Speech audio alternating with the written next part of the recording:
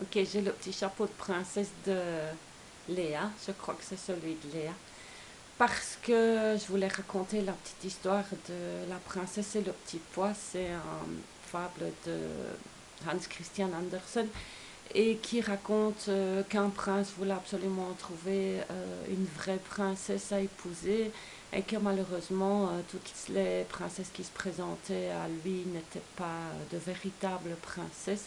Et un soir, par une nuit d'orage, une princesse est venue frapper à la porte du château en demandant un abri. Et sa maman, donc la reine, a voulu tester si c'était une vraie princesse. Donc elle a mis un petit poids en dessous de 20 matelas et 20 couettes en plumes pour voir ce qui se passerait. Et le lendemain matin, je résume. Et le lendemain matin, en gros, elle s'est plainte d'avoir eu quelque chose de super dur en dessous d'elle pour dormir toute la nuit, qu'elle avait super mal dormi. Évidemment, comme tous les contes de fées, ils furent heureux et se marièrent et blablabla.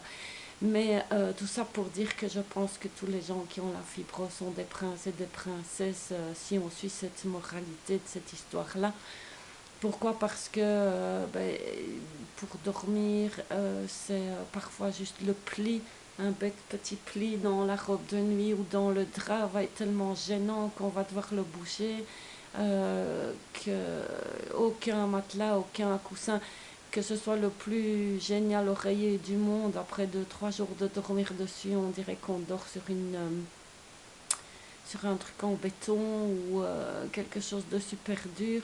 Il n'y a aucun matelas qui va bien, il y a aucun. Enfin, on est vraiment comme la princesse et le petit pois.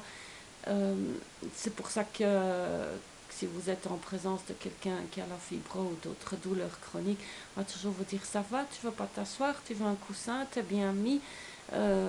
Parce que nous, c'est comme ça que nous, on doit fonctionner tous les 10 minutes, un quart d'heure, changer de position, tous les 10 minutes, un quart d'heure, changer de ce qu'on est en train de faire parce que les gestes répétitifs, ça tue.